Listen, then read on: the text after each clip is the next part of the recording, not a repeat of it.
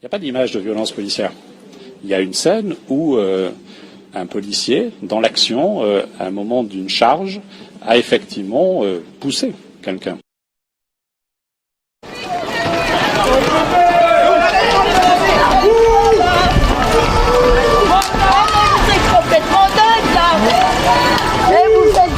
Pixel par pixel.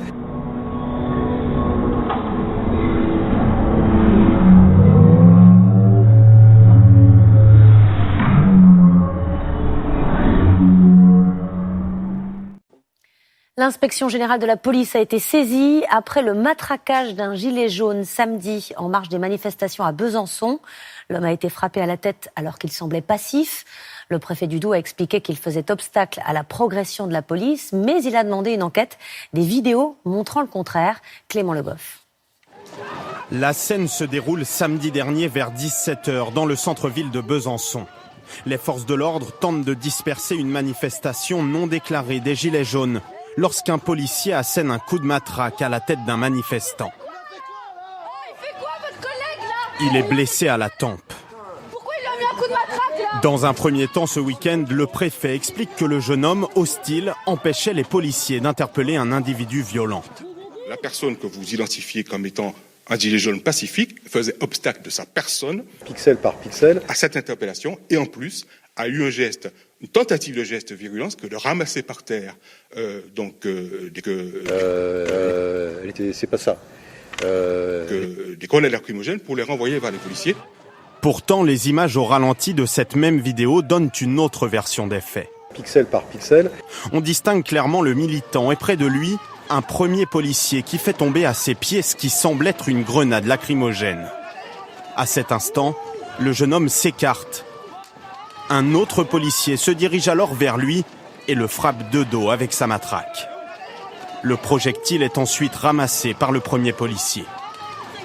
Suite à la diffusion de cette vidéo, nouvelle décision de la préfecture hier soir dans un communiqué. Afin d'apporter un éclairage complet, le préfet du Doubs a saisi l'inspection générale de la police nationale pour une enquête administrative.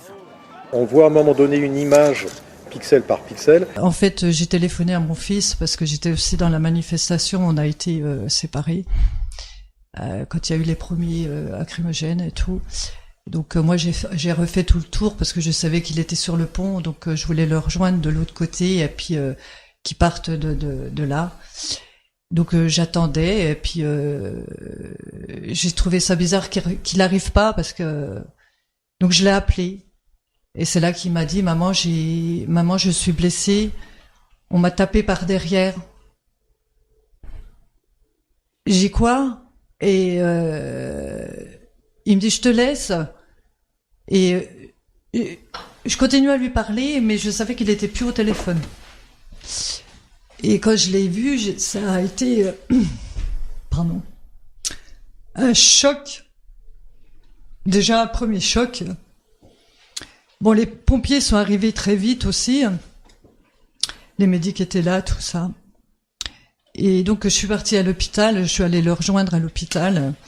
Donc il était sur le brancard et je lui ai demandé ce qui s'était passé. Et il m'a dit je sais pas ce qui s'est passé. En étant maman, c'est très dur. Autant la personne qui a mis le coup, moi je comprends pas son geste. Déjà, il est interdit dans la Constitution de taper à la tête. Il aurait pu lui mettre un coup sur le bras ou sur la jambe. Si vraiment il voulait taper quelqu'un, voilà. Mais la tête. Et en plus, on voit dans son geste, je vous dis, même moi, j'ai ressenti qu'il avait eu de la haine, que c'était de la rage. Et pourquoi? Alors que Mathias n'a rien fait. Mathias, non, il n'a pas touché ni à un policier. Non, en plus, Mathias est pacifique. C'est vraiment quelqu'un de très gentil. Tout le monde, enfin, dans la famille, on est tous choqués. Mes parents sont choqués, ma mère est choquée aussi. En fait, c'est très dur. Comment est-ce qu'il va, Mathias, aujourd'hui? Moi, je l'ai eu ce matin au téléphone parce qu'il est allé voir le docteur. Donc, il est arrêté 5 jours. Il n'a pas dormi de la nuit. Je lui ai demandé pourquoi. Il m'a dit, je sais pas. Il sait pas. Il n'a pas dormi, mais il sait pas. Je pense qu'il va avoir du mal à réaliser. Je pense qu'il a du mal à réaliser ce qui lui est arrivé. Et surtout c'est pas quelqu'un qui est violent, pas du tout, absolument pas. Moi, je le connais bien, donc il ferait même pas mal à une mouche, comme on dit. Donc voilà. Non, ça fait très mal. Après, entendre ce que Monsieur le Préfet a dit sur Mathias, ça a été aussi une deuxième violence. Dans la première, de voir son fils se faire taper gratuitement. Cet homme-là aurait pu tuer mon fils. Et dire, Monsieur le Préfet, dire que c'est un délinquant, enfin bon, vous savez ce qu'il a dit, ça a été encore un deuxième choc. Alors qu'il n'a pas, il n'a pas eu vraiment les images, enfin, il fallait vraiment, oui, comme vous disiez, qu'il regarde bien toutes les vidéos avant de faire une déclaration. Parce que c'est grave. C'est grave ce qui s'est passé, c'est très grave. Et là, vous mettez sa réputation en jeu, alors que mon fils, c'est quelqu'un honnête. Il n'est pas du tout comme vous, Monsieur le Préfet a dit, pas du tout. Oui, ma mère m'a vite appelé ce matin en me disant CNews est en train de parler sur Mathias, mais pas en bien. Donc, je comprends pas. Moi, on comprend pas parce que il y a les vidéos. On comprend pas pourquoi CNews s'amuse à salir encore une fois. Parce qu'ils salissent les personnes. Mais je pense je sais pas s'ils se rendent compte, mais il faut que vous rendez-vous compte que c'est pas bénin, c'est pas un jeu, on n'est pas. C'est toute une vie, ça se traîne après derrière nous toute la vie.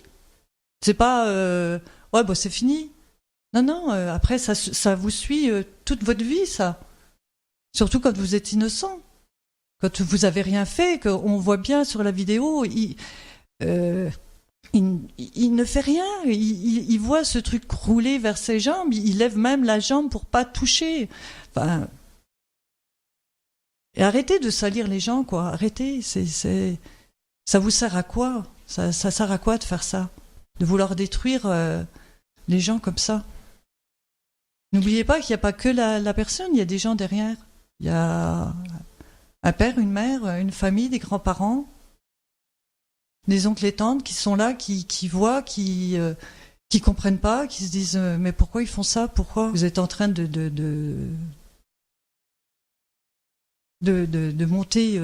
monter cette violence ?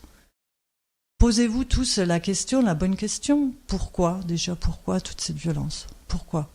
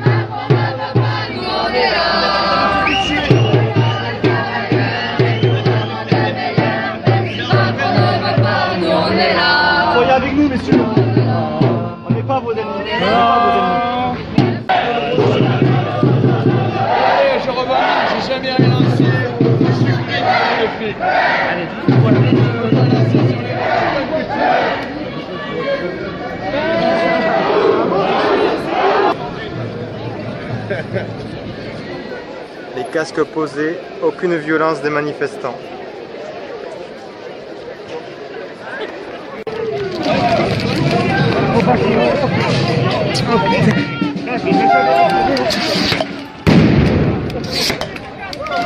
Vas-y, c'est pas un truc, ouais. Ouais, après je regarde. putain. Faut que je vois ce que j'ai. T'inquiète, t'as un petit coup, t'as dû prendre J'ai pris un truc en... T'as pris de la crimo dans la tête. Un crimo, voilà.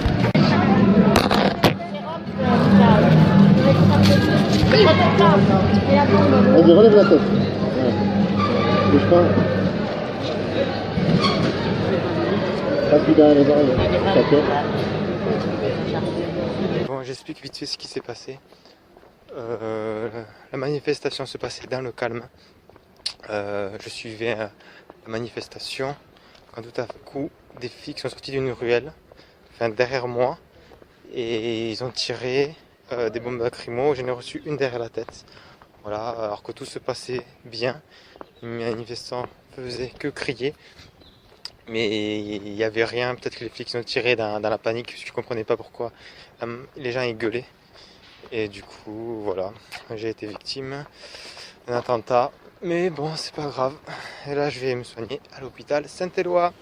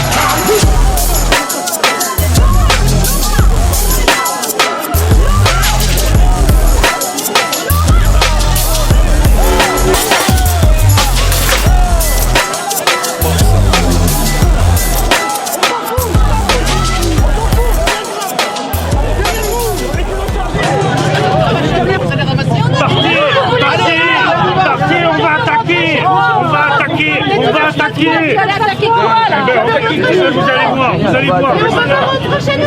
On peut rentrer, on peut rentrer chez nous. Mais j'ai des enfants tout seuls là-bas, enfants. Je travaille juste là-bas. Non, mais c'est pas la peine, il y a des gens qui arrivent. On ne peut pas rentrer chez nous. Pour l'instant, on peut pas rentrer. Eh ben, on peut nous laisser là. Restez pas là, messieurs, dames, restez pas là.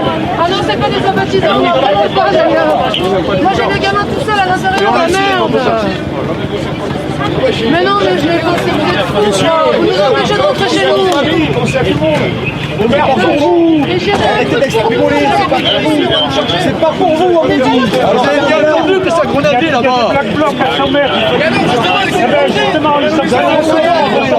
Bon, là, c'est complètement hallucinant. Il y a un cortège qui arrive de là-bas, violent. Derrière moi, on est à l'entrée de la rue de la République. Ils empêchent les personnes âgées de rentrer chez eux pour n'importe quel motif depuis 1 heure. Maintenant, on leur dit, on va dégager parce qu'on va charger. J'ai jamais vu ça. Ils reçoivent des ordres illégaux, ils exécutent des ordres illégaux, ils n'ont même pas leur numéro de matricule. Ça devient complètement fou. J'ai fait depuis 5 mois des manifestations de Paris, de Marseille, de toute la région. C'est la première fois que je vois ça.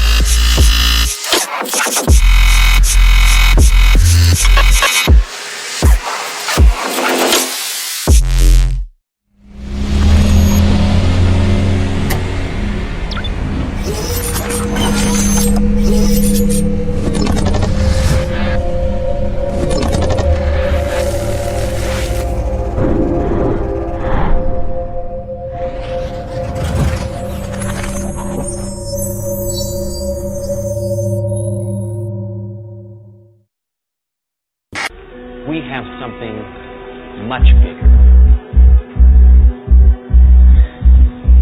Your kids probably have one of these, right? Not quite. Hell of a pilot? No. That skill is all AI. It's flying itself. Its processor can react 100 times faster than a human.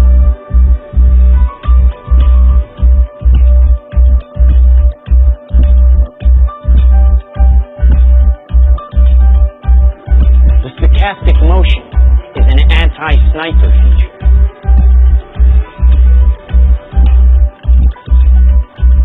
Just like any mobile device these days, it has cameras and sensors, and just like your phones and social media apps, it does facial recognition. Inside here is 3 grams of shaped explosive. This is how it works.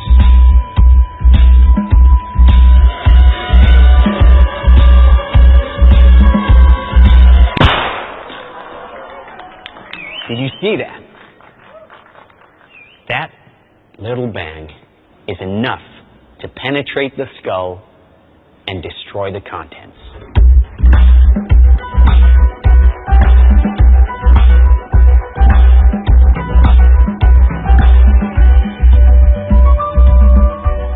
That is an airstrike of surgical precision. It's one of a range of products. Trained as a team, they can penetrate buildings, cars, trains, evade people, bullets, pretty much any countermeasure. They cannot be stopped. Now, I said this was big. Why? Because we are thinking big. Watch. A $25 million order now buys this. Enough to kill half a city. The bad half. Nuclear is obsolete. Take out your entire enemy, virtually risk-free. Just characterize him, release the swarm, and rest easy.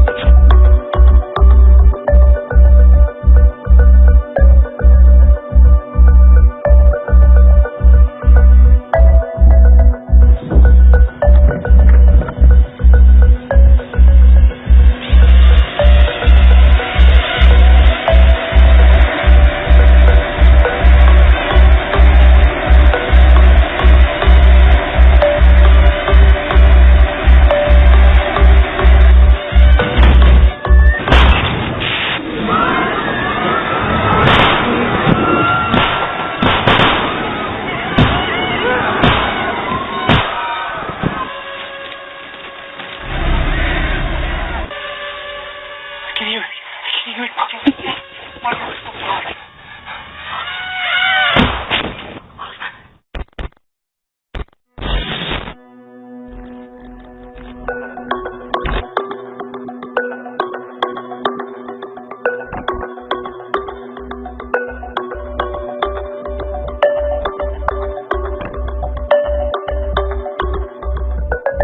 short film is more than just speculation. It shows the results of integrating and miniaturizing technologies that we already have. I'm Stuart Russell, a professor of computer science at Berkeley. I've worked in AI for more than 35 years. Its potential to benefit humanity is enormous, even in defense. But allowing machines to choose to kill humans will be devastating to our security and freedom. Thousands of my fellow researchers agree. We have an opportunity to prevent the future you just saw, but the window to act is closing fast. Vous avouez que quand j'ai pris connaissance de cet article sur le rôle que pourrait jouer l'oxytocine pour rendre les populations caucasiennes, entre guillemets, accueillantes aux migrants, d'abord j'ai cru à un canular, et puis je me suis aperçu que non, c'était bien publié dans une revue scientifique, revue scientifique tout à fait sérieuse, et c'est tout à fait révélateur. Vous voyez, on pourrait dire qu'au départ, l'intention, elle est généreuse, puisque c'est pour rendre les gens plus altruistes, plus accueillants. Et en même temps, pour le faire, on les traite exactement comme du bétail. C'est-à-dire que on va simplement leur injecter la proposition qui est faite, c'est de leur faire inhaler certaines hormones qui induiront le comportement souhaité. Donc là, on rentre vraiment dans la manipulation totale. Et c'est là d'ailleurs où on voit donc effectivement, comme vous disiez, ce monde formidable qui nous est promis. Alors d'une part, un certain nombre de promesses sont complètement délirantes et ne sont faites que pour séduire, attirer le chaland. Et puis, par ailleurs, on voit bien que dans ce monde-là, c'est pas du tout un monde où tout le monde est sur le même plan, mais il y en aura qui seront évidemment beaucoup plus augmentés que d'autres, et puis il y aura ceux qui décideront pour les autres. Donc en fait, c'est une forme d'esclavagisme. C'est au contraire une société qui promet d'être beaucoup plus stratifiée. Oui. D'ailleurs, ceux qui sont vraiment honnêtes, des hommes augmentés, puis des chimpanzés du futur. Ah bah c'est pas moi qui en parle, c'est Kevin Warwick, qui est un Anglais qui est particulièrement un adepte particulièrement fervent du transhumanisme et qui dit que de toute façon chacun sera libre ou non de choisir l'augmentation, mais que ceux qui ne s'augmenteront pas seront par rapport aux augmentés comme ce sont les chimpanzés par rapport à nous-mêmes et promis au même sort, c'est-à-dire soit voir leur habitat se réduire comme peau de chagrin et disparaître, ou bien pour survivre pour quelques-uns d'entre eux dans des zoos.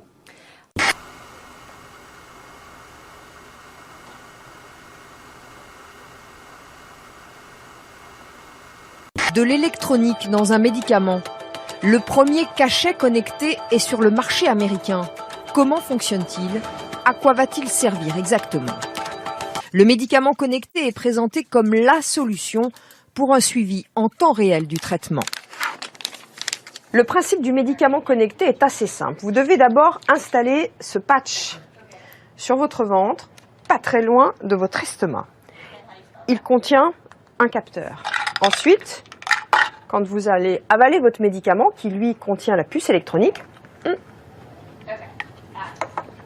dès que le médicament est ingéré, il envoie un signal au patch qui dit que le patient a bien pris son médicament et ce signal est envoyé à l'ordinateur qui vous surveille.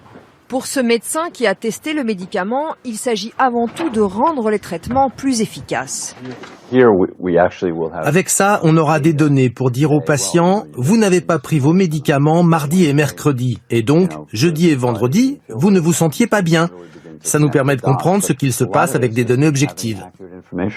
En Amérique, les sociétés d'assurance obligeront-elles un jour leurs clients à être surveillés ? Pour cet expert, elles passeront par des incitations financières pour les bons élèves. Les assureurs vont encourager les patients sur la base du volontariat, en leur offrant des réductions de cotisations. Mais ils ne pourront pas rendre cela obligatoire. Et comment ça se fait que les fabricants n'ont pas encore pensé à leur mettre une clé USB dans le cul? Neom, un projet en Arabie Saoudite absolument stupéfiant. Peut-être un cauchemar, mais bon, je ne sais pas. Racontez-nous, on verra. Ça plus tard, en 2050, oui, quand la ville de Neom sortira du sable saoudien, une mégalopole de 26 000 mètres carrés située sur les rives de la mer Rouge.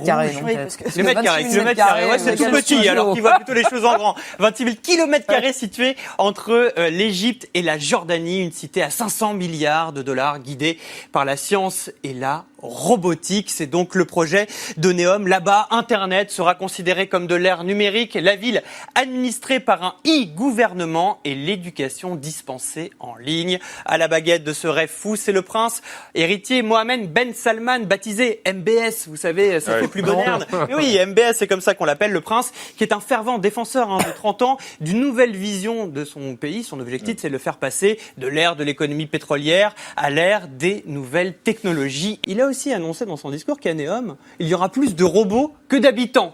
Et ça tombe bien, puisque l'Arabie Saoudite a aussi, la semaine dernière, donné la première citoyenneté à une humanoïde. Regardez, elle s'appelle Sophia, elle est composée de silicone et d'électronique, et c'est donc le premier robot citoyen, Sophia, qui est donc maintenant au royaume la seule à être autorisée à se déplacer sans voile. Paradoxe. Pourquoi vos visages ont changé? Pourquoi vos visages ont changé à ce point? Est-ce que vous nous posez la question? Maintenant, Bernard Tapie nous tend la main et nous soutient en nous disant ce que vous faites, c'est beau. C'est un renouveau, c'est un soutien. Il est derrière nous. Point barre. La discussion est terminée à ce sujet. Monsieur Tapie n'est pas là ce soir, je le regrette, sinon je lui aurais dit d'affirmer ou de s'expliquer de lui-même. Voilà. C'est un Bernard Tapie en colère qui sort de la salle d'audience.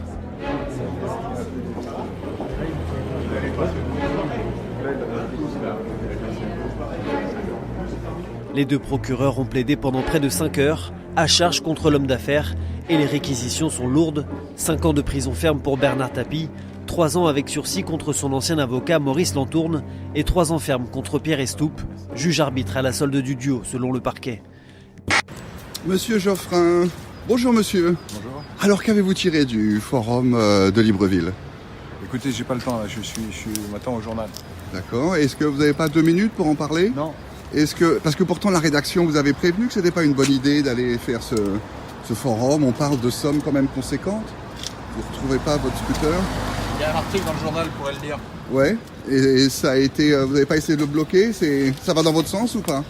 Quel était votre degré de responsabilité dans ce forum? On parle de, 500 000 € qui ont été donnés à quelqu'un, à la belle-sœur de Ali Bongo. C'est marrant que vous continuez à être invité dans les émissions de télé. On vous parle même pas, on vous demande même pas à propos de ça. Vous parlez d'autre chose. Est-ce que vous m'avez demandé une interview là? Non. Vous êtes quand même accusé. C'est quand même sérieux les accusations. Vous avez un petit vélo. Tout est dans le journal. Vous avez un petit vélo très mis. Au revoir monsieur Geoffrin.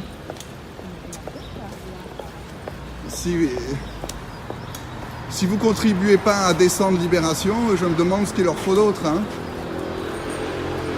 Vous ne faites pas écraser. Nous avons une gilet jaune nouvelle recrue. Alors explique-moi un petit peu qu'est-ce qui t'a fait ouvrir les yeux comme tu viens de me dire. Eh bien écoute, j'ai fait la connaissance devant mon pôle emploi de Bordeaux-Rouge, je crois que c'est jeudi matin. Ouais, donc il y a eu une petite action gilet jaune là-bas.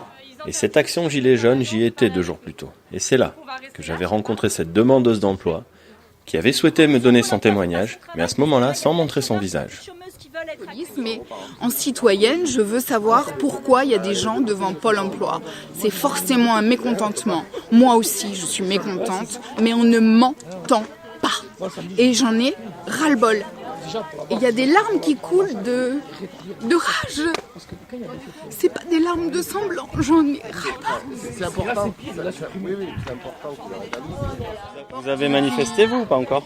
Non, ça me fait trop peur des débordements. Donc je suis pas une aventurière. Malheureusement, En fait, j'ai fait connaissance de gens très humains et sympathiques qui m'ont donné envie d'être là aujourd'hui.